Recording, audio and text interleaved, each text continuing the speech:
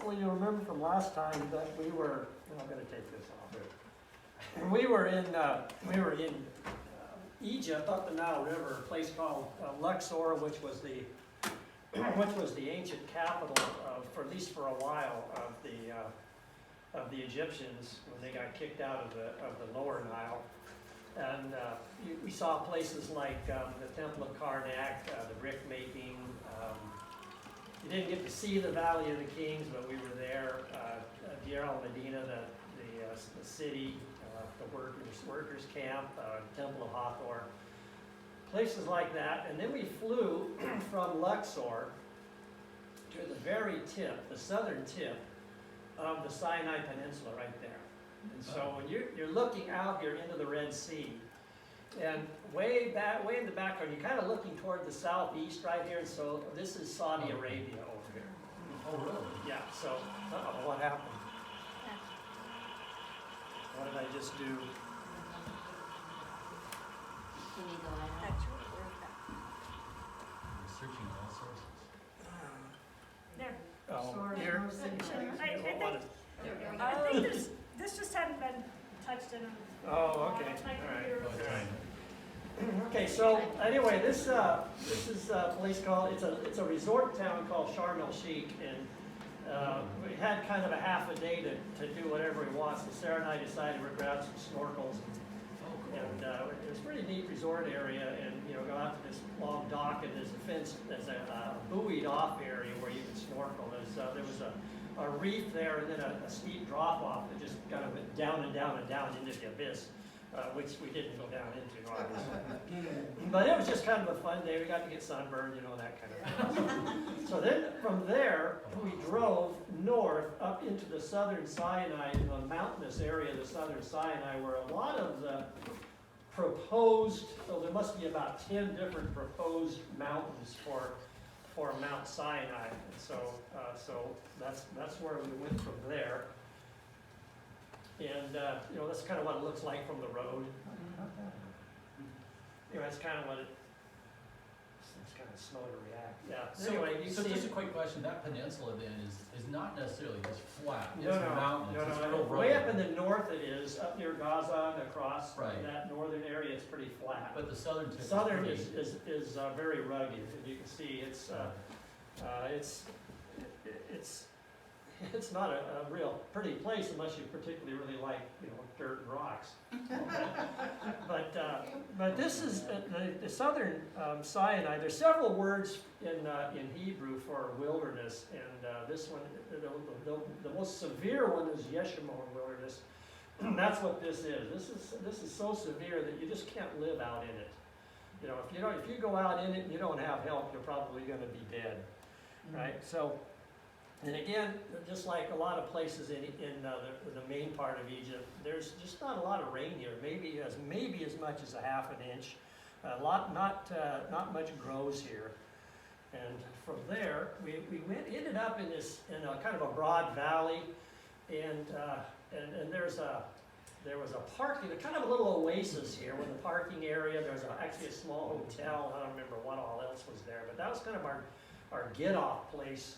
To go to a mountain called Mount St. Caterina, which was one of the proposed sites for Mount Sinai, and it was the tallest mountain in the southern Sinai mountain area, and it was, I think it's probably around 8,500 feet, something like that, but it was the tallest. From there we had to leave the bus, and we had to travel a couple miles up through into a valley to get to the base of the mountain, and there were quite a few of us that were not feeling well. We had traveler's belly, and I was one of them. And so George says, if you want to, you can actually stay in this hotel. And I actually contemplated doing that, but there was a pregnant woman, about 7 months pregnant, and she's going to go. And so I thought, I was absolutely shamed into it. Besides that, we paid a lot of money to do this. And George had a great sense of humor. And so this was our travel route. This is how our mode of travel. You could not drive up to the base of Mount St. Catarina. And I can tell you that I really honestly would have rather gotten off and walked. This is, there's a reason why they call these ships of the desert. There's you can't see it from here, you'll see it better in another picture, but there's a post in the front and a bat in the back and a post in the front. And you sit in between these two posts and you put one leg around the front post and stick it under your other leg. It's actually fairly secure, but it's incredibly uncomfortable. So it's side saddle. Yeah, that's where we're going. We're going up this valley. Somewhere way up and around the corner up here is this kind of a little oasis and a tiny village, which is the kind of the jump-off place to climb up the mountain.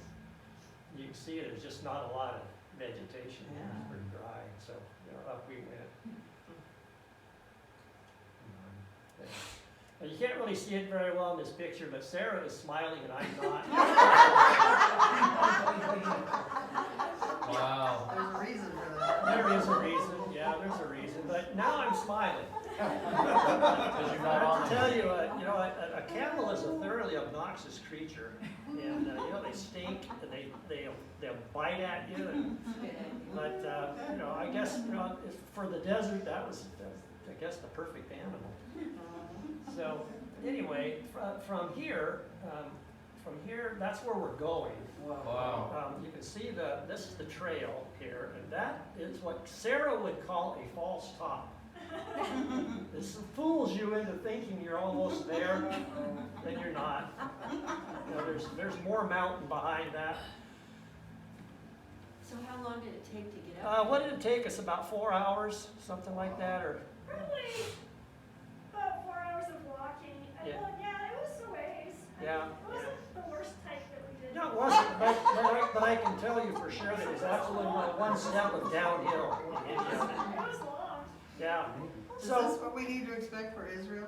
No, you won't have to do any of this, Okay. but with a number of us having Traveler's Belly, George, tongue-in-cheek kind of told us that there's two kinds of bathrooms. One made by the hand of man and one made by the hands of God. Yeah. Well, there's one by the hands of God, there's another one up here. So periodically people would kind of bail out of the line, and they'd head off and throw up or do whatever else they were going to do. But there's a concept here that I want you to get, and there is a word in Hebrew, and the word is aliyah, and it means to ascend. And the idea behind aliyah is to go up to meet with God, and I guess you have to ask, why does aliyah have to be up? And it's true that God meets us where they are, but He loves it when we put forth some effort to meet Him where He is. And our aliyah is how we put forth, how we somehow bless God. It's our effort to do something that will please Him. Somebody had 11:6, Hebrews 11:6. Who did I give that to? I got that. Okay, go ahead, Matt. And without faith it is impossible to please God, because anyone who comes to Him must believe that He exists and that He rewards those who earnestly seek Him. Okay, so you get that very last part. God rewards those, and He's pleased by those who diligently seek Him. And that's our aliyah. And the rest of that chapter in Hebrews chapter 11 is an account of the things that people did as a result of their faith. And you'll remember I've been saying this all along, that the Eastern view of faith is not like the Western view of faith. It's not just an internal thing, it's external as well. There is the result of the faith, the consequences or the expectations of your faith. And the Bible writer's view of faith was that if faith did not cause you to do something, it was not faith as they saw it. And aliyah is to love God the way He wants to be loved, and to seek Him and to know Him and experiencing Him on His turf. So this is kind of what we're doing here. This is the idea, the concept of aliyah. So up we go, and we got up to our campsite just before dark. And we were met there by a Bedouin family. It was a man and his boys, and they had come up on a camel train and set up camp, sort of. And they had dinner waiting for us, but it looked absolutely great. People told me it was delicious, but I couldn't eat any of it. And then it was time to go to bed, and I used the word bed in quotes. It consisted of something like a thin mattress that you'd find on a Kmart change lounge. And then they gave us what I would swear was U-Haul moving blankets. that had been camel saddle blankets. They smelled like camels, they were dusty. And so they gave us one of those, we wrapped up in it and went to, well, I didn't go to sleep. In fact, I was awake the entire night. Literally the entire night. I did not sleep at all. But interestingly enough, during the night I could hear somebody walking around every once in a while, and I figured, well, people are just out going to the bathroom in the middle of the night, and so for some reason I mentioned it to George the next day, and he said, no, he said, that wasn't us. He said, those were the sons of that Bedouin family. That we were symbolically, I guess, under their tent. We were their hosts. We were in their country. They were responsible for us. And the sons would get up periodically during the night and walk through the camp and make sure we were okay. Right, so the next morning, thankfully the next morning, we got up early enough to watch the sunrise come up over the Sinai Mountains. It was an absolutely beautiful sunrise. The camels were up too, and so was Sarah. And it was cold. It was cold. I shivered all night long, but it was cold. But they had tea for us, and that's kind of the picture of the mountain range. We'll see some more pictures of what the topography looks like here in a little bit. But the camels kind of giving us the evil eye. And this is our campsite. It's one of the few level spots in the whole expedition here. It looks real smooth. Yeah, it's real nice. You can imagine a little tiny thin mattress in there. But we may do, and so that's Did I as see we a climb. tent there? Huh? Was there a tent there? There was for somebody. Oh. I don't know whose it was. I don't know who slept in it. Probably the man. Probably the father. Okay. Probably he's the one that slept in it. And so this, part way up to the top, we were able to, that's just the view from down, looking down on the camps. You can see our mattresses and the camels and all that. Mm. That was our spot right there. And they did have breakfast for us. Fortunately, I was well enough to eat some of it. So the breakfast was some flatbread, fruit, boiled eggs. There's some cookies over here. Anyway, so they had What's in the that. blue boxes? That's water. Oh, okay. Those bottled water. And so anyway, when we went up to the top of the mountain, there's a kind of a ruins of a monastery up there. We had a great sermon that I can't remember any of up there in that early morning. So there's some more of the terrain. You see, it's very mountainous. I can't imagine Moses dragging 2 million people through this country, but apparently he did.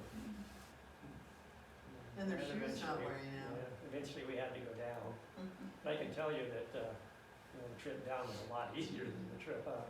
The camel train took another route, and I wonder if they knew something that we didn't. But they went down by another way. So Mike, did you have a little more sympathy for the Israelites whining in the wilderness? Oh, absolutely, absolutely. Less yes. judgmental. Yeah. I could entirely sympathize. This is people, by the way. I don't know if you can see. Yeah. Yeah, so anyway, on the way down. Wow. And eventually got down. When we got down there, in this tiny little village, we were invited into the home of the sheik of the village, and he actually lived in a house. He didn't live in a tent, and he had a kind of a porch with an awning over it. It was big enough for all of us there. And when we got there, all the women vanished, and it was just the sheik and his boys, and he he served us tea and fruit, and I guess for the sheik to serve us was a great honor. And you can see a little bit of fruit. Yeah, this guy, gotta tell you, this is the guy's name is Denver. He was a great guy. Not in the entire trip, I don't believe once he was ever on time for anything. Is that grapes? It's Yeah, okay, so, blackberry, is it? yeah, it looked like blackberries. I think that's what it was, blackberries. But, so then the sheik, after we'd eaten, the sheik decided he's gonna serenade us. Now, you have to have a really good look at this musical instrument. It consists of a rusty gas can, 3 sticks, and 5 strings, which used to be 6. So he played that. He actually played it. He kind of serenaded us. And I guess that was an honor too. Okay, now from there, from the southern Sinai, we drove up to the very northern tip of the Gulf of Aqaba. You know that Israel, the nation, comes down to a point right there. And we crossed over into Israel right there. And crossing into Israel was really an experience because they take their security very seriously. I'll tell you a story here after a while about that. But there's a city, the Israelite city of Eilat, and right across the border from there is the Jordanian city of Aqaba. And so we went from there up into the southern desert of Israel. We went into the desert of Paran, which is in the very, very southern part of it. And we went to a place called Timnah. Now, as far as I know, there's about 3 Timnahs in Israel. This is one of them. But they have there a mock-up of the tabernacle. You can see that it consists of a curtain or a fence all around, and this is the entrance. It's just a curtain you can draw back, and the curtain faces the east. Now, in ancient times, most cultures, they would worship their god facing the east. But in this temple, a person has to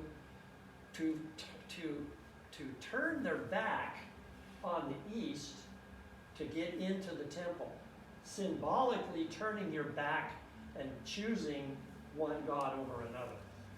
Okay, so then when you get inside into the large area, there's several things. There's the altar, which was wooden. It was covered with bronze, and I can't really see it very well. But the horns have red painted on them, as to indicate the blood that was daubed on the horns, and then the bronze covered implements there.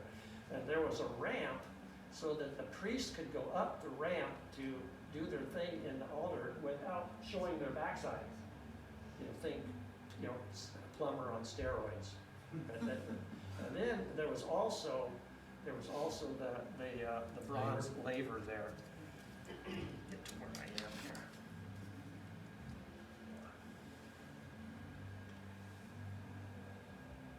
So from the outside here, in order to get in through the first curtain, certain things had to happen. There had to be a blood sacrifice. There had to be a ritual washing, and you had to be dressed in the priestly garments. Okay, so the tabernacle, you remember, it was a pattern of what was in heaven. It was a picture, and so when we go into the one in heaven, we will have already been washed clean by the blood of the Lamb. And we will have already had a sacrifice, and we will be robed in white. Okay. Right, so into the next area, go through that curtain, and then you into the holy place. This is the second part of the temple, and inside, you'll see it's not very big.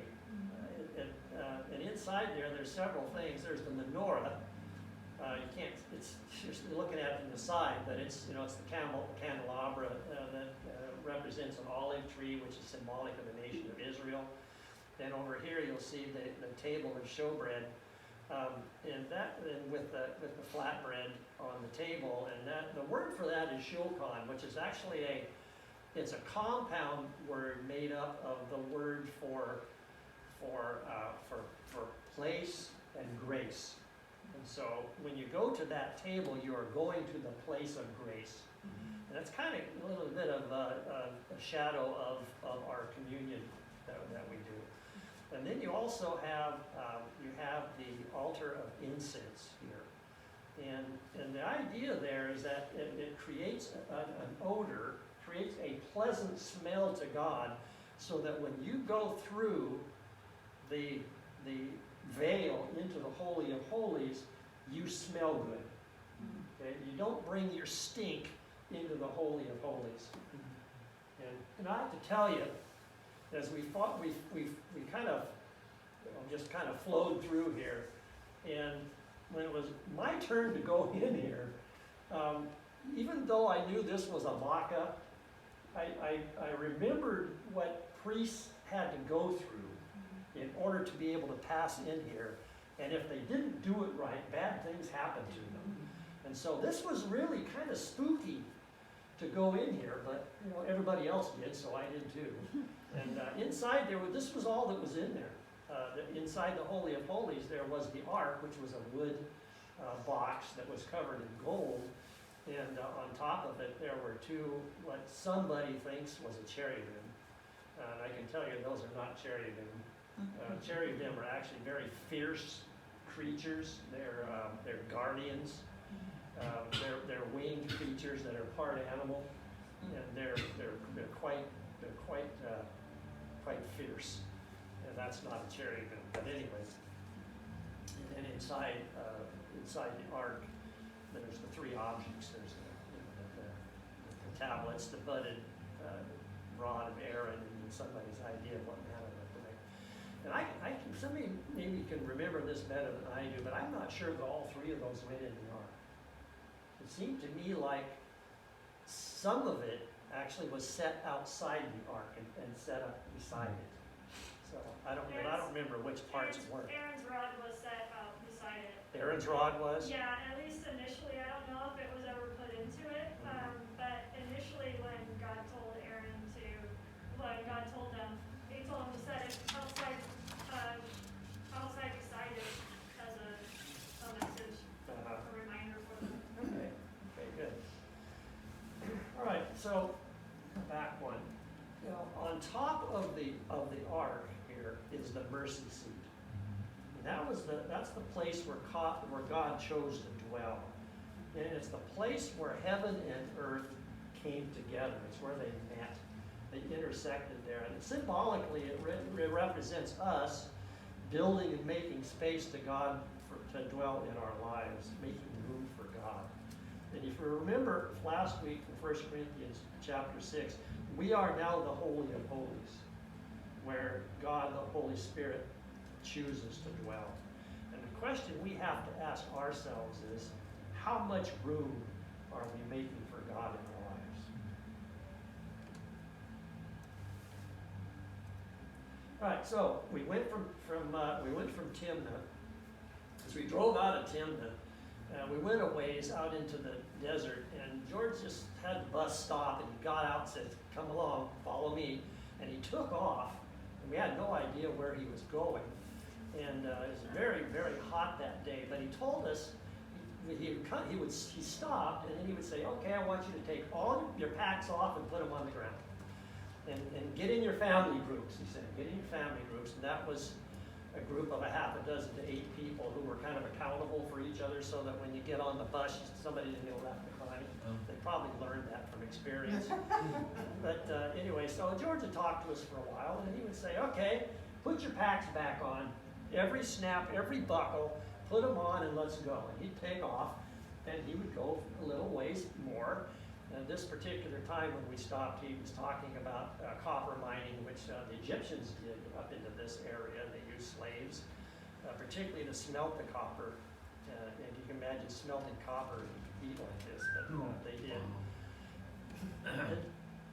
And then he'd say, "Okay, put your packs back on, let's go." And he did this. We did this for about a half an hour, and I guess the whole point is that when Israel wandered in the wilderness, God moved them where and when he chose. Somebody I gave to Numbers chapter 9.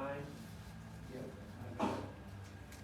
Now on the day that the tabernacle was erected, the cloud covered the tabernacle, the tent of the testimony, and in the evening it was like the appearance of fire over the tabernacle until morning.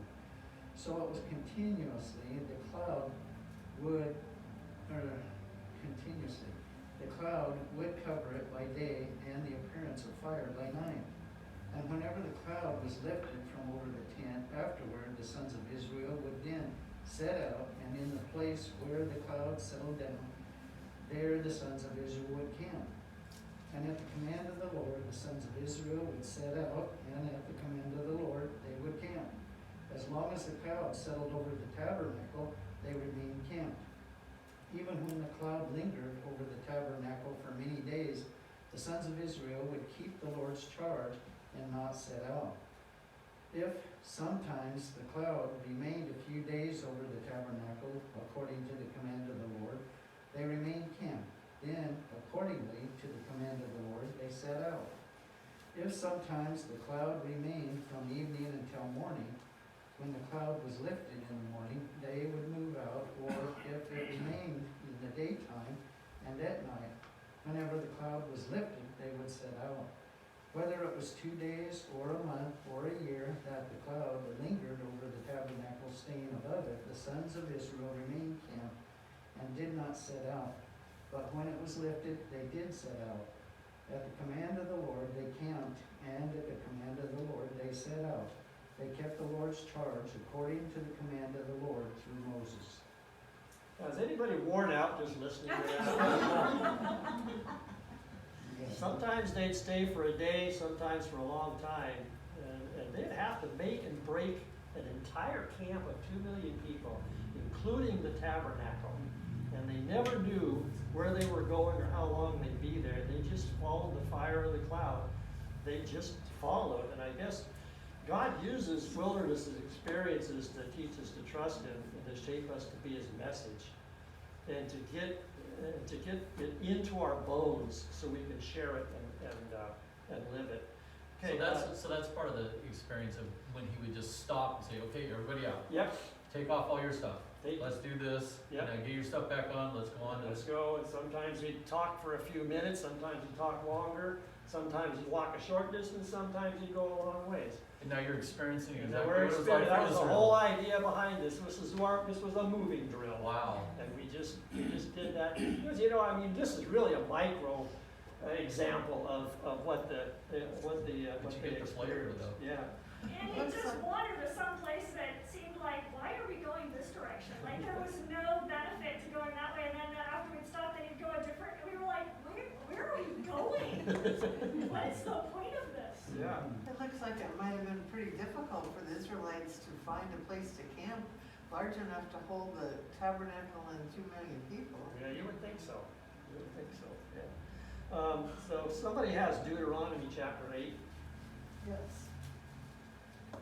Be careful to obey all the commands I'm giving you today. Then you will live and multiply, and you will enter and occupy the land the Lord swore to give your ancestors. Remember how the Lord your God led you through the wilderness for these 40 years, humbling you and testing you to prove your character, and to find out whether or not you would obey his commands. Yes, he humbled you by letting you go hungry, and then feeding you with manna, a food previously unknown to you and your ancestors.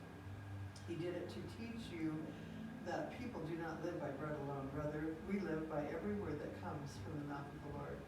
For all these 40 years, your clothes didn't wear out, your feet didn't blister or swell. Think about it. Just as parents disciplines a child, the Lord your God disciplines you for your own good. So obey the commands of the Lord your God by walking in his ways and fearing him. All right, so you can see there the reason that God did this for 40 years. Right there. He needed to use that wilderness experience to mold them into the people he wanted them to be, to mold them into the message that he wanted them to be. So, from the topography here, when people died, how did they bury? That's a good question. I don't know. Typically, it is, typically at least in later times, the Israelites didn't bury people in a hole in the ground.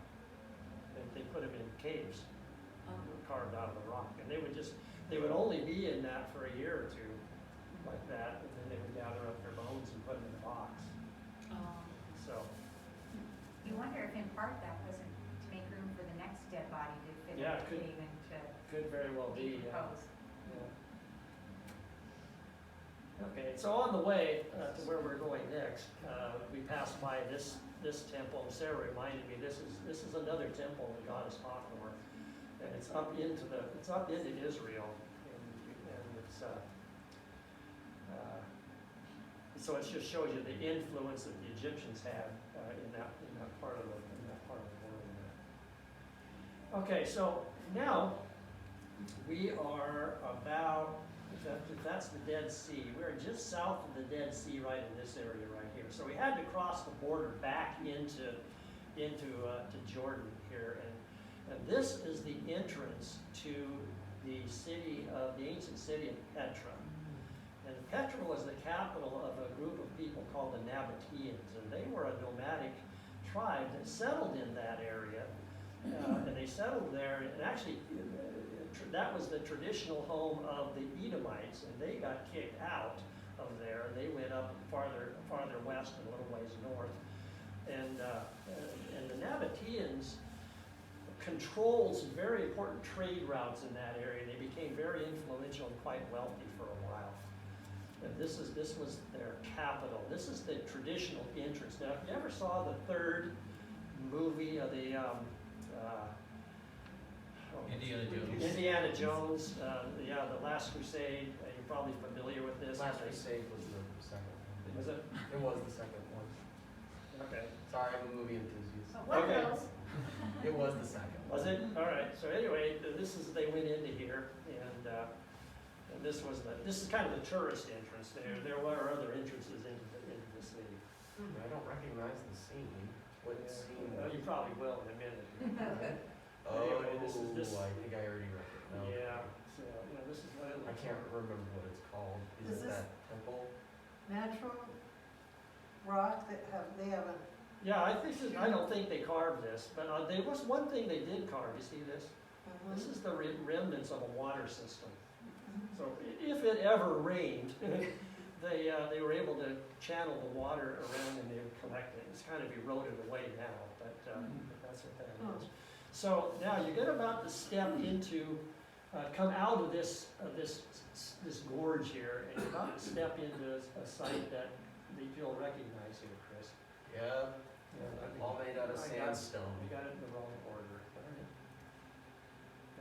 Wow. All right, so anyway, that's it. So you step right into that, and this apparently was the treasury for the city, the treasury building. It's not very deep in there. We didn't get to go in, but it's not like in the movie where they No, went in they- a long ways and all that.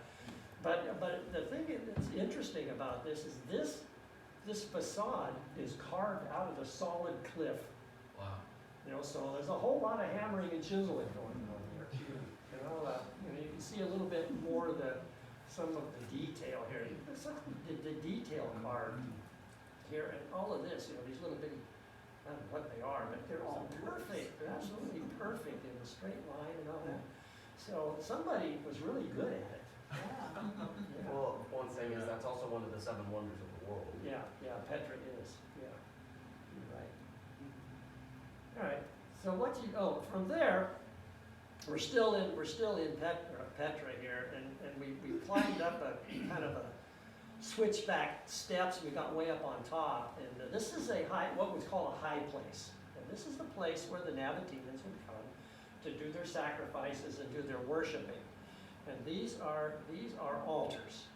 These are sacrificial altars, and no doubt there were even human sacrifices up here. What were the holes for? The holes are for blood to drain out. Oh, Yeah, that's blood drainage. Yeah, so those are all sacrificial altars. Okay, now this is the main valley, and what you need to understand about this part of Petra, this is not part of the city, but this part of Petra, this is their graveyard. And these things that are carved here, those are tombs. Those are tombs. They're probably pretty wealthy people that have those done. It would probably take somebody's lifetime to have those done. That's what they are. And, you know, here's the donkey taking a shade break, but this is from inside of one looking across to the other, and all those things on the other side were all tombs. And so, you know, eventually you get to the bottom of this canyon, and you're walking into the city of Petra itself, and you could actually drive into here, but it's not the way the tourists would go.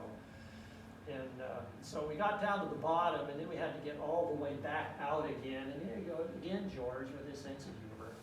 You know, decided this is how we were going to get out. And again, I would just as soon have walked, but it was better than the camel. So. I beg to differ. I liked the camel, but those donkeys were so uncomfortable. Yeah, I What's that kinda- behind you, Oh, these are maintenance buildings for the park. And this is actually the city. There's a picture of it. That's not. There's Sarah. Silver. There you go. And there's, so you kind of see the city in the background here. But anyway, Now, are you in Israel right now, or are you in Jordan? No, we're in Jordan. Okay. Yeah, this is Jordan, south of the Dead Sea, south and a little east. Yeah. So we eventually did get out. Now this picture's out of order, but we did get opportunity. Karen will remember this real well. We did get the opportunity to float in the Dead Sea. It's 9 times saltier than the ocean, and you can't sink. You can get underwater, but you can't stay under there very long. It'll pop right back up like a cork.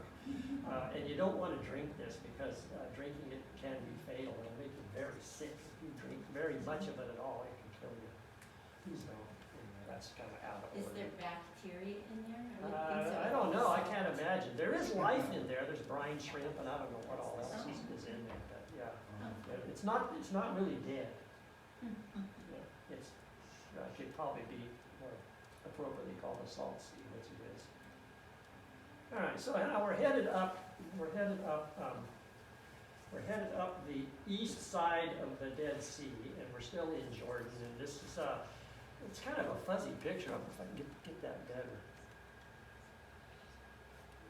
Yeah, it's about as good as we're going to get, I think.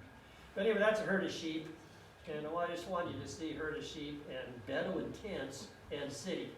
You know, so you've got quite a range of social status here. And the sheep the Bedouins would move their sheep from place to place depending on the seasons.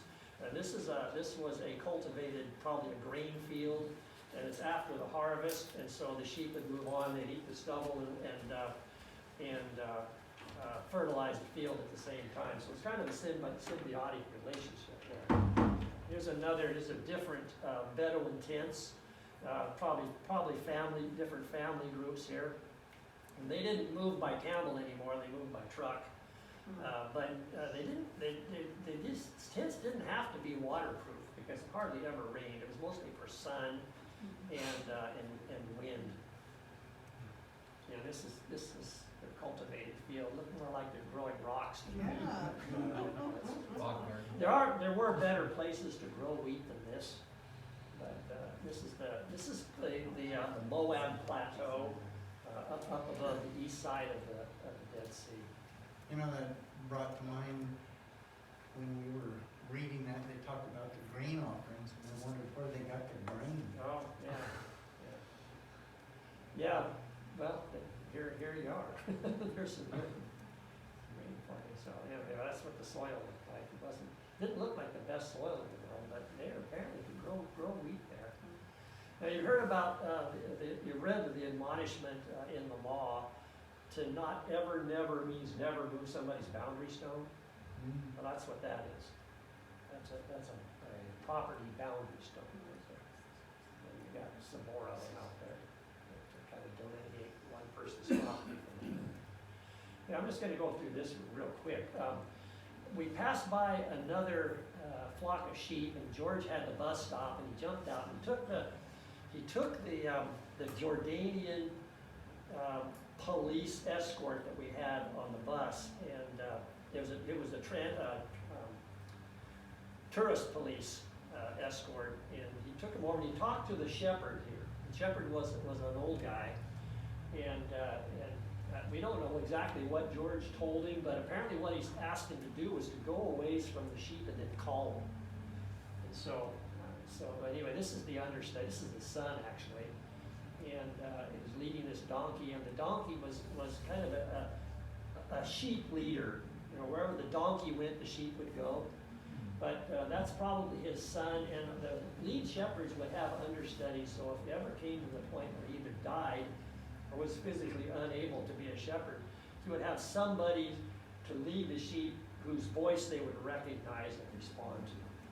So he went out a ways from the sheep, and he started calling to them, kind of a sing-song Arabic voice, and the sheep just, their heads popped up and they swiveled around and they just ran and gathered around this guy. But and we could have done the same thing. We could have gone out there and we could have yelled and screamed and done a rain dance and everything else, and the sheep would not have paid a bit of attention to us because they would not recognize our voice. It was the understudy again. One of those trees in the background, olive trees? I'm suspecting it's an olive grove, orchard. Yeah.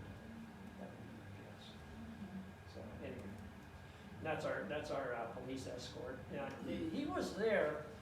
You know, remember in the Middle East they take hospitality very seriously, and the Jordanian tourist police had to accompany us on our bus, and he was there not so much to make sure we did everything we were supposed to do, but to make sure that we were protected from theft, vandalism, terrorism, whatever. And that was his job. And here he's talking to the lead shepherd here. Okay, we're still on the east side of the Jordan River, and I don't have pictures of what's on top of this hill, but this is a place called Machaerus, which was one of about a half a dozen fortress palaces that Herod the Great built. He did that to have places where he could escape to if they were ever invaded or if there was a rebellion of his own countrymen there. And there, on top of this is one of those, and it is the place where John the Baptist was imprisoned prior to him being beheaded.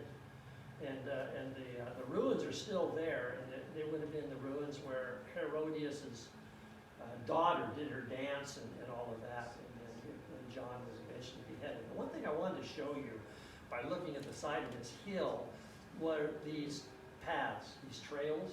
And you go out between here and Dufur and look at the hills, you'll see something similar to this, and these are sheep trails. Now, strangely enough, these sheep trails are called paths of righteousness. And the idea here is that the shepherd would be on one of the higher ones, and the sheep would be scattered all along this hillside. And as the shepherd moved along up here, then the sheep would follow, and they would track him. And he would walk just fast enough so that the sheep would not completely devastate whatever little bit of grass there was on that hillside. So, he's leading them on paths of righteousness. And George here is explaining here about in the early mornings, the moisture from the Mediterranean Sea would come and give us just enough dew so that grass would sprout and grow up just in the morning. And then by the afternoon, the sun would get so hot it would look like that. And so what the shepherd would do is then he would lead his sheep so that they didn't completely ruin all the grass, and so that there would be some that would be able to grow up the next day. That's the grass. See, not a lot, but enough, apparently. Okay, this is I think this is Madaba. Is this the Madaba, Sarah? I don't remember. Yeah, okay. Anyway, we're still in Jordan, small city, and these are mosaics. We just got to go into this shop, and these are mosaics. And you can see that little bitty tiny stones that they had to cut perfectly and get the right colors to be able to make all of this stuff. And so they served us some tea, and Sarah and her buddy took the opportunity to kind of get into into the roll here. And, all right, from there, we went to, we're on the very east side of the Dead Sea, about halfway between north and south. And this is the Arnon Gorge. It's the gorge of the Arnon River. And this was the traditional boundary between Moab to the south and Ammon to the north. Now, if you look at some maps, some maps of certain times in history, those were switched.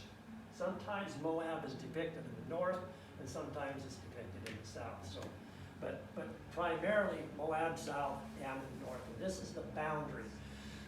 Now, this is a kind of a touristy thing where they allowed you to walk up the gorge. And the only way you can walk up it is to walk in the water. And some of you have probably been to the Oneonta Gorge in the Columbia River. If you've never been there, it's fun to go in there. It's kind of similar, smaller scale than this, but you have to walk in the water to get up it. Now, I think, if memory serves me right, they'd had a flood and they'd ruined all the barriers and the signs and everything in there. They'd just gotten it put up the day before we got there. And so we were able to do this. But anyway, this was one of the highlights of the trip to me. This was just practically worth the price of admission all by itself. But you know, this is the only way you could get up there. It's really quite a spectacular place. And you know, they had to do a little climbing sometimes to get up the waterfalls. And by the time we got a ways in there, we climbed to a spot where you couldn't go any farther. It was just a cliff and there was a waterfall there. And George invited us all to get in the waterfall. And while we were in the waterfall, George preached one of the best sermons I've ever heard in my entire life. Absolutely great. And then, so there's the group chilling in the heat of the day. And it was really quite a fun trip. All right. So the last thing that I want to show you is that we're going to Mount Nebo. We're actually on Mount Nebo, and Mount Nebo is part of a ridge. And I've got pretty much covered. Map covers it up, but Mount Nebo is on the north end of the Dead Sea, on the east side of the Jordan River. You're picturing where I'm telling you here? North end of the Dead Sea, east side of the Jordan River. It's actually part of a long ridge called Pisgah. And it's not real high. I'm going to say 3,000 feet, maybe something like that. But the Dead Sea is like 1,400 feet below sea level. So from the top to bottom, it's a little bit higher than that. So we got to wander around Mount Nebo for a little bit. You can see that the vegetation is beginning to improve a little bit.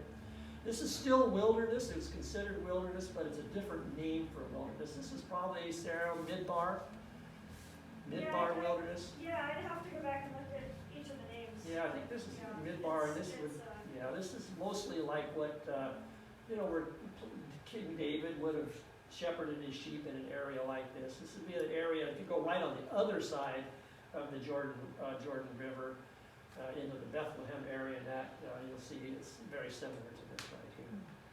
So anyway, we've got to wander around,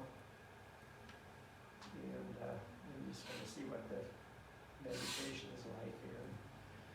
There were some spots where the path was a little rugged, so George would find some buff guy to kind of help people get from one place to another. I'm not the buff guy. The guy standing next to me is the buff guy. So George is really big on being community and helping each other through things.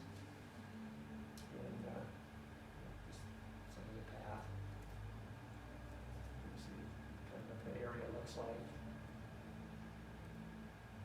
Some more helping each other.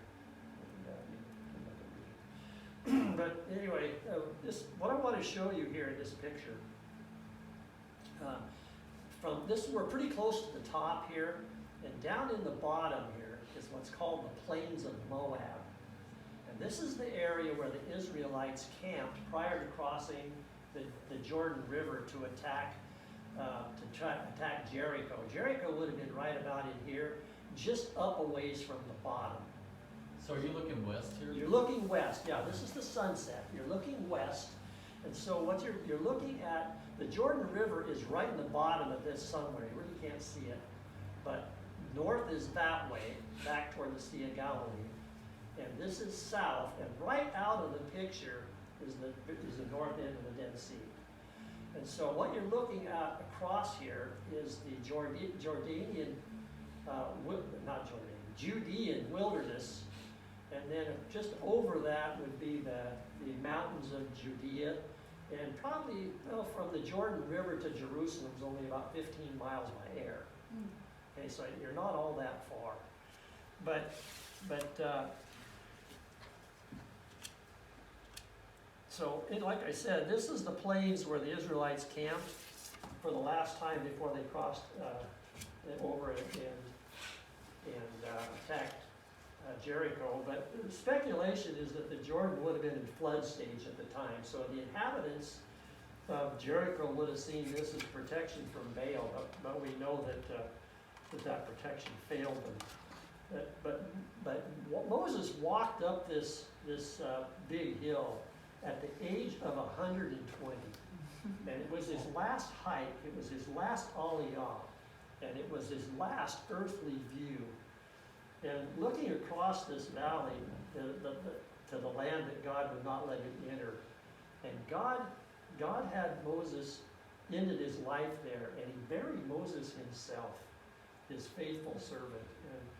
And I'm not sure if anyone had ever been through as much with God as Moses had, leading God's people in the wilderness for 40 years. But if you want to read just kind of a heartbreaking account, read the very last chapter of Deuteronomy, chapter 34. It's really, it just almost breaks your heart. But it was standing on the top of Mount Nebo and watching the sunset over the Judean mountains. This is an image that I will never forget. The thought of Moses here together with his friend and sometimes his adversary, God, spending his last moments on earth after an incredible life. And he's looking out at the land that God had promised the Israelites, and God says, "You're not going." I've been after 40 years. And this was the most moving, it was the most gut-wrenching, the most impacting sight to me of everywhere that I've been on either trip. And it was really difficult to leave here. It was so emotional. But after 40 years, God had molded Israel into a nation to be his message to the world. And in a similar way, God uses our wilderness experiences to mold us into his message as well. And in the end, it's really not the theology we know that it's important. It's the theology that we live that's important. And eventually, of course, we did leave. And that, folks, is the end of the photos. We went from there to, went up the north side of the Jordan River and eventually crossed over back into Israel. And just real quickly, I'll tell you one interesting event. As we were about to go through one of the border checkpoints, we were everybody was through it, and we were standing outside ready to get on the bus, and the Israelis gathered us all back and made us go back inside because they had found a suitcase that somebody had left there, and it was unattended for a while. And so they said, "Okay, everybody back." They put us in an area, a safe area, and they made us sit there. It was like about an hour and a half, I think. Yeah, that was a long time. Yeah, just, we had nothing to do for an hour and a half, but eventually they discovered that it was just a suitcase full of clothes, and they let us go. But they did take their security very seriously. So, Sarah, do you have anything? No. Okay.